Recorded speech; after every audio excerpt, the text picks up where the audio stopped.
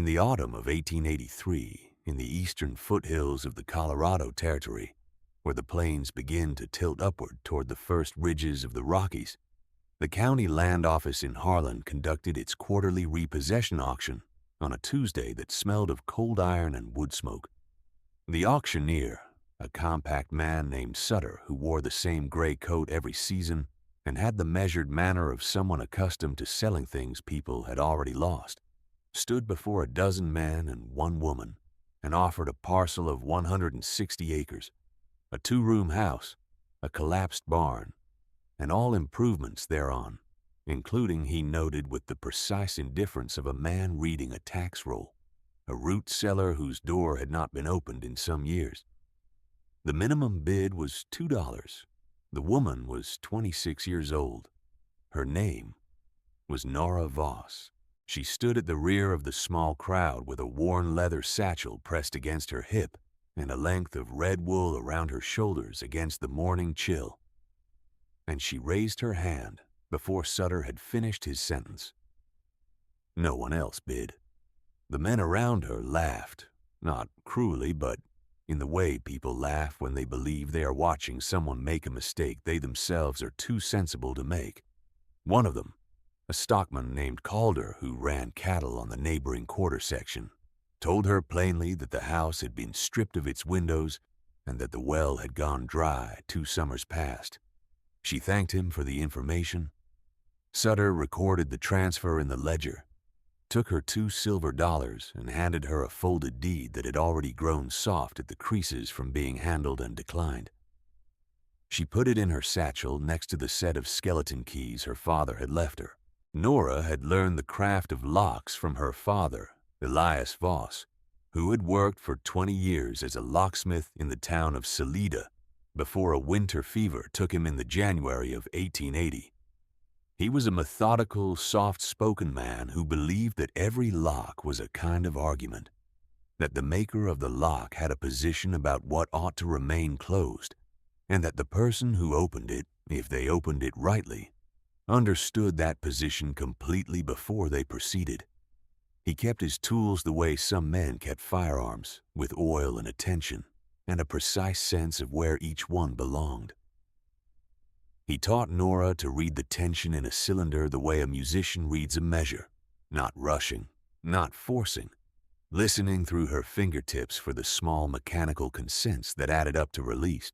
She had worked beside him from the time she was 12, and by the time she was 18, she could open any standard lever-tumbler lock in the territory without the original key, and several that were not standard at all. When he died, she took his tools and his order book and ran the shop for 3 years, until the landlord who owned the building on Garfield Street raised the rent to a figure she could not meet and declined to negotiate.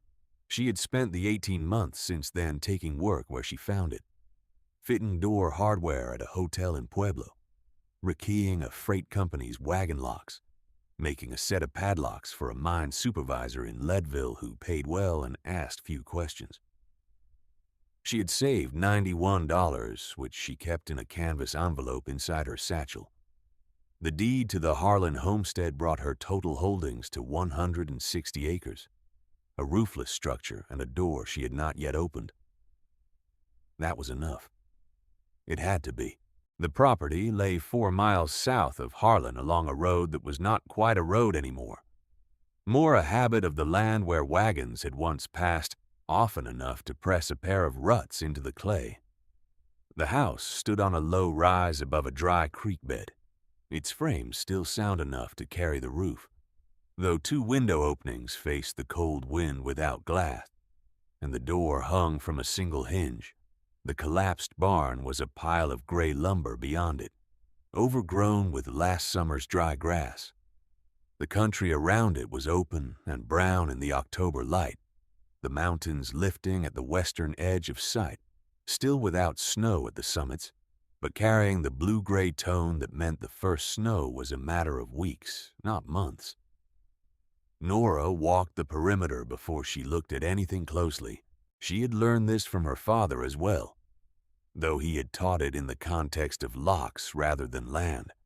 Before you put your hands on the thing, look at it from a distance and ask what it is trying to tell you. She walked the fence line, where cedar posts still stood at intervals though the wire between them was long gone. She found the well and dropped a stone into it and listened. The stone struck dry earth, not water, after about 3 seconds. She found the root cellar.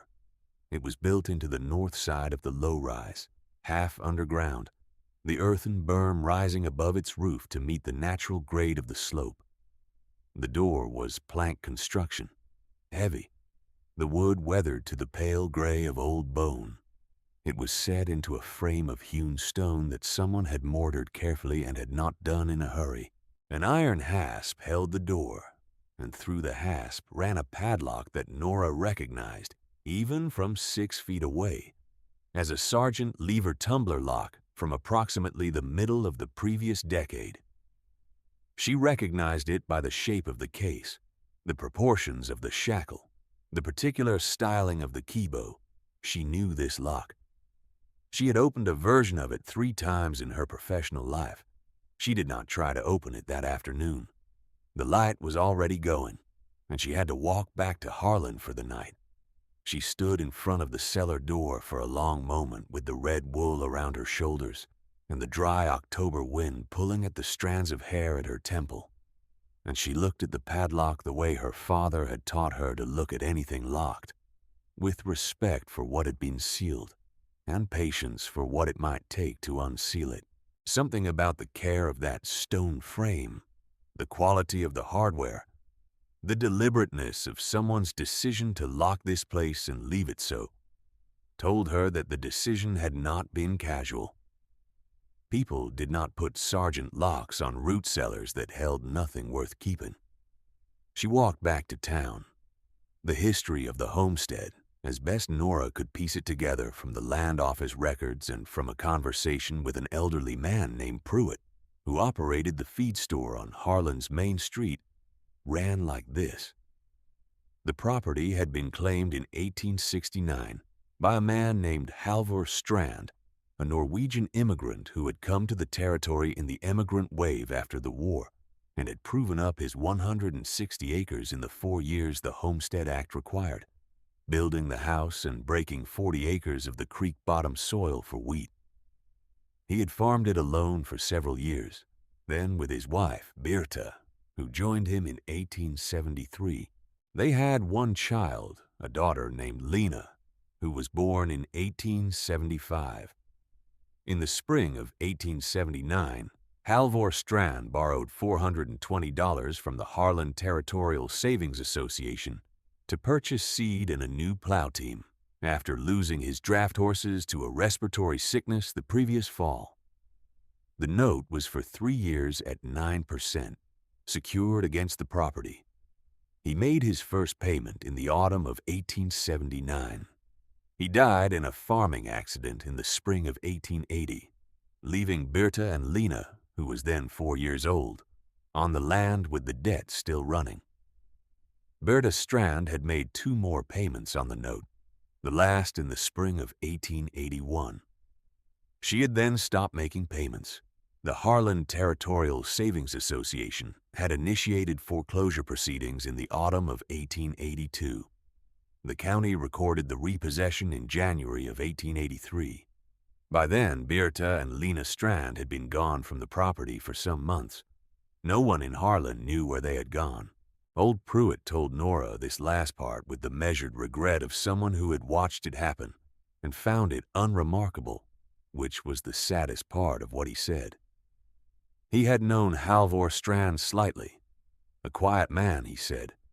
Good farmer. Kept his fences. Nora asked about the root cellar. Pruitt looked at her with an expression she could not quite read. He said that Halvor Strand had put that cellar in himself in the first year he was on the property, before the house was properly finished. He had worked on it for most of a summer. Some people thought it was a strange order of priorities to put a cellar before you had proper walls, and Pruitt himself had thought so at the time.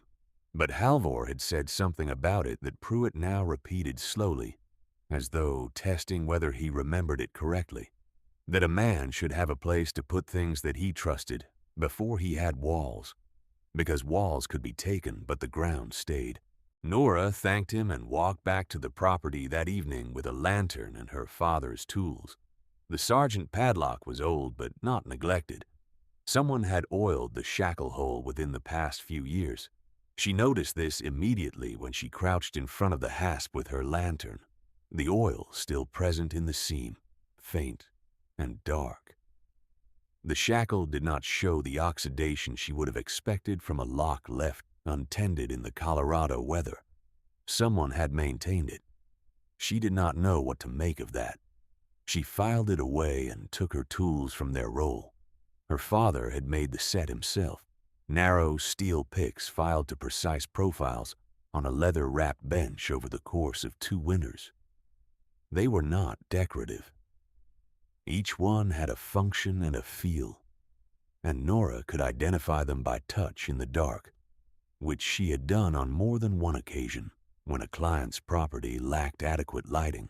She chose the long hook and the tension wrench, both worn smooth at the working ends from years of use, and she settled into the posture her father had drilled into her from the beginning, weight evenly distributed, shoulders loose, the tension wrench applying the lightest possible rotational pressure while the pick moved through the cylinder. A Sargent 6-lever lock of this period had 6 tumblers in a column, each one needing to rise to a precise height before the shear line cleared and the cylinder could turn. The temptation always was to rush the binding, to apply too much tension and force the first tumbler to set before the others were properly read. Her father had had a phrase for this. "You are talking, but you are not listening." The lock would tell you the order if you were quiet enough to hear it. The first tumbler set after about 4 minutes of work, then a long pause, during which nothing seemed to move, and the October wind pressed against her back, and the lantern threw its unsteady orange light across the stone frame. Then the second. The third came quickly after, as though it had been waiting on the second.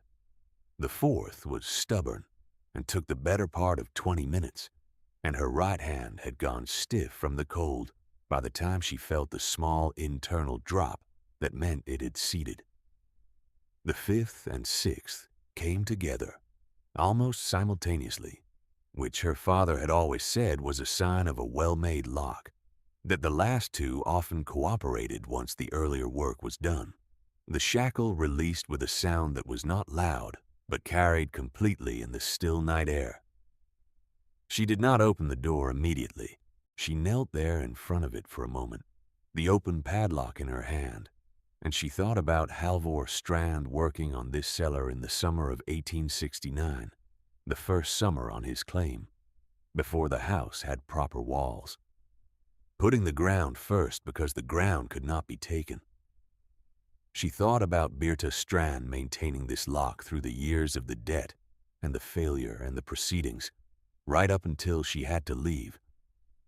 Someone had oiled this shackle.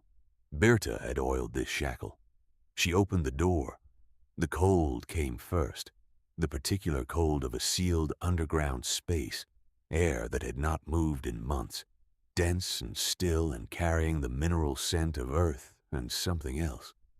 The faint ghost of dried herbs and old wool, and the particular dry smell of paper kept in an enclosed space for a very long time.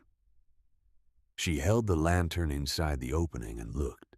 The cellar was roughly 8 feet deep and 6 feet wide. The walls dressed stone on 3 sides and packed earth on the 4th. Wooden shelves ran the left and right walls, and on those shelves were the things that Bertha had left behind when she could not carry them away, or did not dare. Ceramic crocks sealed with wax, a wooden box with an iron clasp, 2 folded quilts wrapped in muslin, and, on the lowest shelf to the right, a tin dispatch box of the kind used for documents, the kind with a hinged lid, and a simple brass closure that was not a lock at all, but only a latch. The wooden box with the iron clasp did have a lock, a small chest lock, Also a sergeant, considerably younger than the padlock on the door. Nora set the padlock on the shelf above it and examined the chest lock by lantern light. A 4-lever, newer manufacture, perhaps 1878 or 1879 by the finish on the case. This one took her less than 8 minutes. Inside the wooden box, wrapped in oilskin, were 37 gold half-eagles, $462.50 in gold coin. Nora counted them twice. She sat on the hard-packed earth floor of the cellar, in the cold and the still dark air, and the lantern light. And she looked at the coins in her hands and understood what she was looking at. Halvor Strand had gone to the Harlan Territorial Savings Association in the spring of 1879 and borrowed $420 because his horses were dead and he had no money. He had told the bank he had no money. He had, in fact, $462 in gold, buried in a locked cellar under a locked door in the north side of the rise behind his house. He had not told the bank about the gold because the gold was the survival money, the thing the ground kept that the walls could not, the reserve that would not appear on any document the bank could read. A man who had come to this country with nothing and had made something out of it grain by grain, had kept one thing separate from all of it, sealed in the earth, in case the rest was taken. It had not saved him. The accident had happened before the note was 2 years old. Birta had tried to make the payments from the farm income and could not sustain it. She had maintained the lock on the cellar door because the money was still there, and she needed it to be there for when she left, for wherever she was going with a 6-year-old child and nothing else. And then something had happened in those last weeks before the repossession that prevented her from getting it out. She had gone without it. The county had sold the land for $2 and no one had known to look. Nora sat in the cold for a long time. There are things a person can do with a discovery like this one, and not all of them are good. Nora Voss was not a saint, and she did not pretend to be. She had $91 in a canvas envelope and a deed to land with no water, and $462 in gold was a sum that could change the arc of several years of a life. She sat with it in her hands in the dark of the cellar, and she turned it over in her mind the way her father had taught her to feel a lock, with patience and without urgency, listening for what the thing itself was asking of her. She put the coins back in the wooden box and locked it again. If you have ever held something that was not yours and understood, completely and without argument, that it was not yours, then you know what she felt. The gold was the property of Birta and Lena Strand. It had been Halvor Strand's before that, and its purpose was written into the care with which he had put it away, under the lock in the ground, before the walls were finished. It was not a windfall. It was a trust. If you have found yourself wondering what you would have done with it, leave a comment below. There is no shame in the wondering. The choice is in what comes next. Finding Birta took 2 weeks, 3 letters, and the assistance of a woman in Harlan named Ruth Kepner, who had been a neighbor of the Strands and who had remained in correspondence with Birta after the family left. Ruth Kepner was a compact, direct woman in her 50s who had run the town's small lending library for 11 years and who regarded Nora with a skepticism that was professional rather than personal, the healthy wariness of someone who had seen people come and go from the territory and had learned to reserve judgment until there was something to judge. When Nora told her what she had found in the cellar and what she intended to do with it, Ruth Kepner was quiet for a moment. Then she said, in a tone that suggested she was revising a calculation she had been running, that she had an address in Omaha, Nebraska, for Birta. Nora wrote the letter herself. She told Birta that she had purchased the Harlan property at the county auction. She said that in the course of examining the improvements, she had opened the root cellar and found its contents intact. She said the contents belonged to Birta and her daughter, and she wished to arrange their return, at Nora's expense, by whatever means Birta preferred. She sealed the letter and gave it to Ruth Kepner to post, and then went out to the property to begin repairing the south window frame, because the land was hers, and she intended to stay on it, and a property without glass in its windows wasn't a property anyone could winter in. Birta's reply arrived 3 weeks later.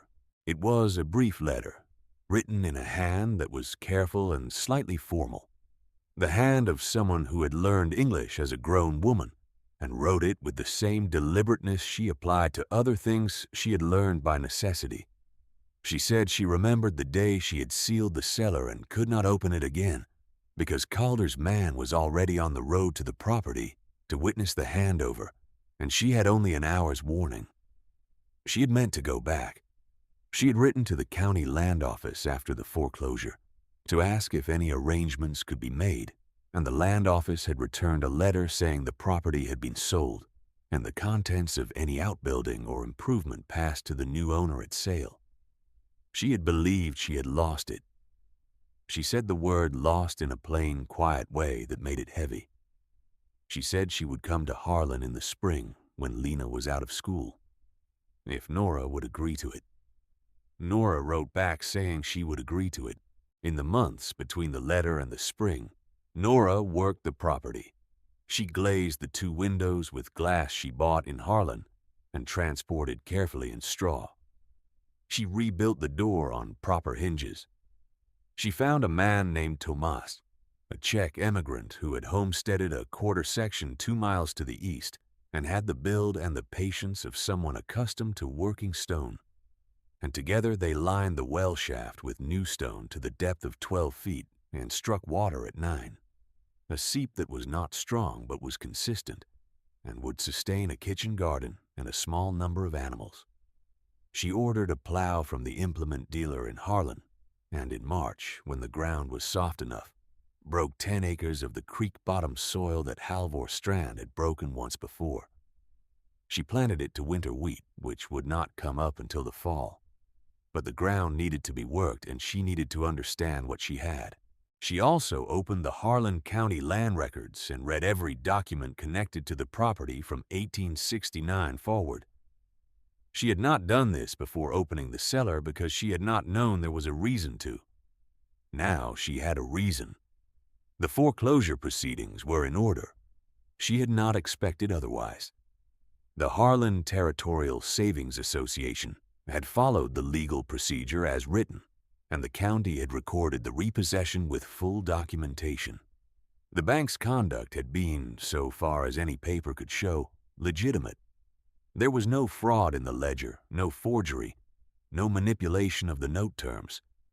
The Strand family had borrowed money and had not been able to repay it, and the bank had taken what the law permitted. There was one thing in the file that she read twice. The appraisal of the property conducted by the bank's agent in the autumn of 1882 as part of the foreclosure initiation had assessed the value of the improvements at $40. A 2-room house, a barn, a root cellar, $40. She was not surprised that the appraisal was low. Banks that were foreclosing had an interest in low appraisals. It made the accounting cleaner. She noted it. She filed it away in the same place she had filed the oiled shackle. None of what she found gave her any legal argument. She had already known that. The law in 1883 had not been designed to give Birta legal arguments. Birta and Lena arrived in Harlan on a Friday in the middle of May, on the afternoon stage from Pueblo. Nora met them at the stage stop. Birta was 41 years old, a solid, square-shouldered woman with dark blonde hair, going to gray at the temples, wearing a good wool traveling coat that was 5 years out of fashion and had been maintained with the same care as the padlock on her cellar door. Lena was 7, thin and watchful, with her father's coloring and a way of assessing a situation before committing to it that Nora recognized as the behavior of a child who had learned to be careful. They drove out to the property in the wagon Tomas had lent her. Birta was quiet for most of the drive. When they came over the last low rise and the house came into view, with its new windows catching the afternoon light and the broken-down barn cleared away to a pile of salvageable lumber at the edge of the field, Birta made a small sound and put her hand to her mouth. Lena looked at the house and then at her mother and said nothing. Nora showed Birta the wooden box with the iron clasp on the shelf in the cellar, exactly where she had found it, locked again with the sergeant lock. She had not moved anything from the cellar. The ceramic crocks were still on the shelves, the quilts in their muslin wrapping, the tin dispatch box on the lower right. She gave Birta the chest key she had made, a simple key cut to the lock's profile, and stepped back and let her open it. Birta opened it. She counted the coins without hurrying, her lips moving slightly. She counted them again. 37 half-eagles, $462.50. The dispatch box held the things that Halvor Strand had considered worth sealing in the ground, beside the gold. The original land certificate from the General Land Office, the patent deed, signed and stamped, that confirmed he had proven up his claim in 1873. A letter from the Norwegian Immigrant Aid Society in Norwegian that Nora could not read. A small daguerreotype, oval of a man and a woman standing in front of a building Nora did not recognize, the man with Lena's coloring and the woman young enough that it took a moment to understand she was looking at Birta as she had been perhaps 15 years before. Birta held the daguerreotype for a long time without speaking. Lena stood beside her and looked at it, and touched the corner of the case with one finger, very lightly. The question of what happened to the money, and what Nora took from it, deserves to be answered plainly. Nora presented Birta with a bill of sale for the property, transferring ownership back to her and Lena for the consideration of $2, the price Nora had paid. Birta protested this. Nora said she had broken 10 acres to winter wheat, and the well was producing again, and the windows were glazed, and that those improvements came to roughly $30 in materials and labor, and she would accept $30 for them if Birta wished, which was a fair accounting. Birta paid her $30. Nora kept the padlock, not as payment. Birta offered it to her, and she accepted it because she had opened it, and because it was a fine piece of work, and because she thought her father would have appreciated it. The Strands stayed on in Harlan. Birta re-registered the property deed with the county in her own name in June. The wheat Nora had planted that spring came in the following October, the first wheat the Strand land had grown in 4 years. Lena was at school by then, in a classroom with 8 other children, and she had lost some of her watchfulness by the end of the first term, which was the measure of a child finding her footing. Thomas, who had watched the whole matter with the appreciative attention of someone who had himself come to this country with nothing and had learned what the ground could hold, said only that it was a good thing that had been done, and went back to his own work. The Harlan Territorial Savings Association continued its operations. No accusation was brought. None could be. The legal proceedings had been legitimate. Nora had read them twice, and they were clean. What the bank had done was what the law permitted and what the circumstances had made easy, which wasn't the same as wrong in any language the courts of 1883 recognized, though it was wrong in the language of the ground and the locked cellar and the 37 half-eagles that a man had put there because he had learned the difference between what could be taken and what could not. That is the distinction that mattered. It matters still. By November of that year, Nora had taken a room above the dry goods store in Harlan and had a small workshop space she rented by the month, and she had enough work to sustain it. She made locks and opened locks and fitted hardware and cut keys, and sometimes people came to her with problems that were not strictly about locks, but about things that were sealed and needed opening, and she approached those with the same patience. She carried her father's tools in their roll, worn smooth at the working ends, and she kept the sergeant padlock on her workbench as a kind of reminder, not of what she had found behind it, but of what it had demonstrated, that the ground is a better keeper than paper, that the things sealed carefully hold exactly what they were meant to hold until the right hands and the right patience arrive to release them, that a $2 deed to a repossessed homestead is not always what it appears to be on the outside, and a locked door is never merely a locked door. It is always also an argument made by someone who understood the difference between what could be taken and what could not, and chose to protect the part they could. She had learned that from her father, who had learned it from the locks themselves, over the patient work of a lifetime. That is how she held it. She never let it go. If you have ever inherited something that felt like more than what it was on the surface, leave a word below. There are more stories like this one. The ground holds them, sealed and waiting, for whoever comes with the patience to look. The padlock sat on the workbench through that first winter, and Nora developed the habit of picking it up in idle moments, not to open it. It was already open, but to feel the weight of it in her hand and think about the summer of 1869, a Norwegian man who had come to this country with very little and had decided that the first permanent thing he would build was not a place to sleep, but a place to trust. Her father had said something relevant to this once, in the shop on Garfield Street, working on a vault door for the Cellar Bank. She had asked him why people trusted locks when locks could be opened by anyone patient enough to learn. He had set down his tension wrench and thought about it for a moment, and then he had said that a lock was not really about keeping people out. A lock was about making a statement. This is mine. I chose to protect it, and whoever opens it has to make a decision about what they are. A bad person opens a lock and takes what is there. A good person opens it and understands what was put there and why, and then acts accordingly. The lock does not change what people are. It only presents them with the occasion to show it. She had been 17 when he said that. She had not thought about it much afterward, because she was busy learning the work and there was always more work to learn.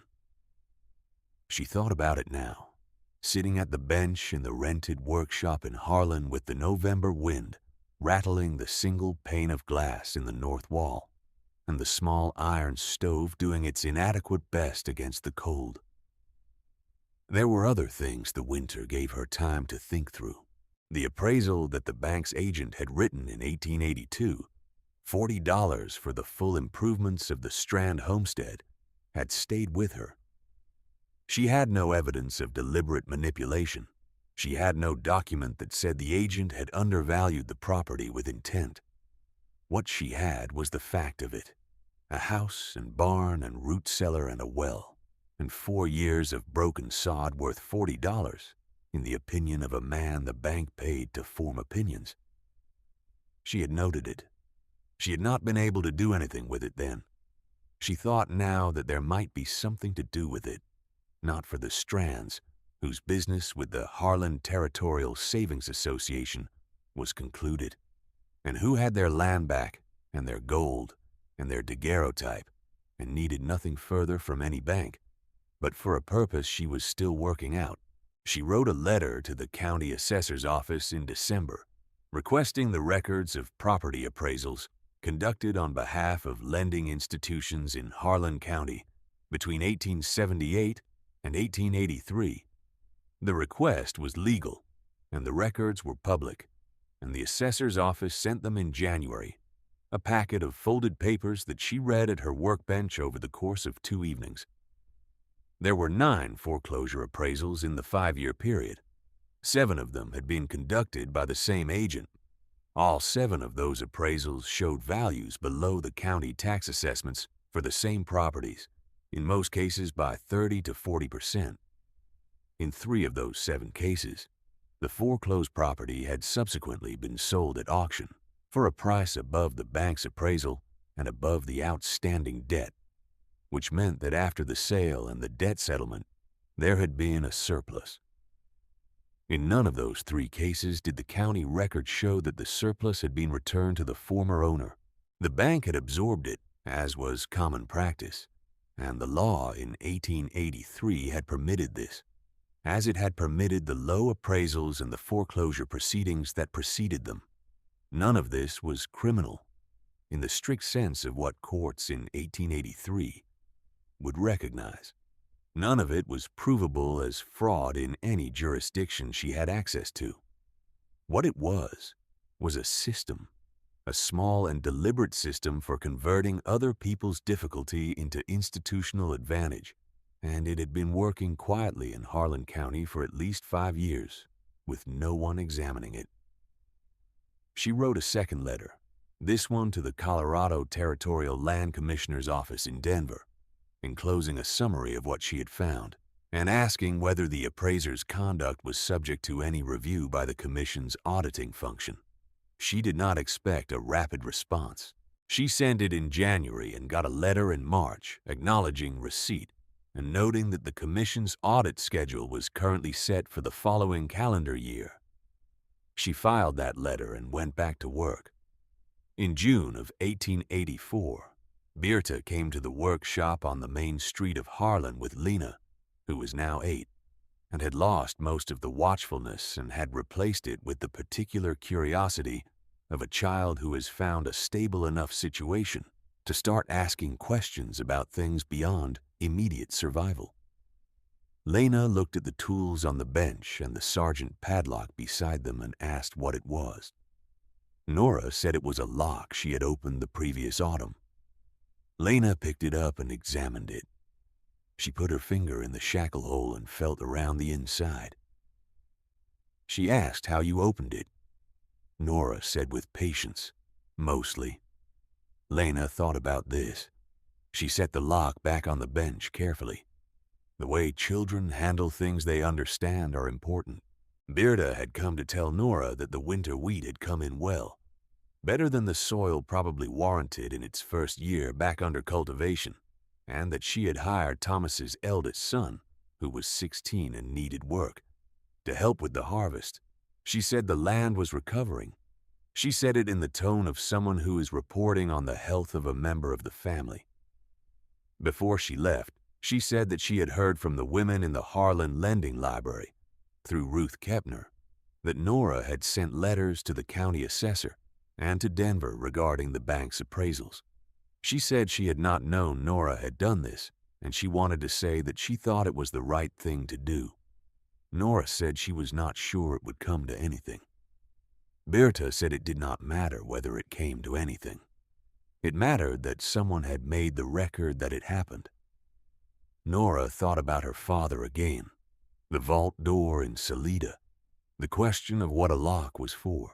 It was about making a record, he had said in his way, a record in metal and mechanism that said, "This is mine, and I chose to protect it." Birta was saying something like the same thing from the other end. A record mattered even when no one acted on it, because the ground held what was put into it, and the right hands, in their own time, would come to read it. She said she thought Birta was right. The Territorial Land Commission audit, when it came, did not result in criminal charges. No auditing function of the Colorado territorial government in 1884 was designed to produce criminal charges against a lending institution for the conduct of its contracted appraiser. What it produced was a finding, a 3-paragraph note in the Commission's quarterly report for the autumn of 1884, that certain appraisal practices in Harlan County had reflected values materially inconsistent with county assessments, and that the Commission recommended the county establish a review process for appraisals conducted on behalf of lenders. It was a small finding. Nora read it twice. It named no one. It punished nothing. The Harlan Territorial Savings Association continued its operations without interruption. The appraiser who had signed 7 foreclosure documents with systematically low valuations was not contracted for that work again.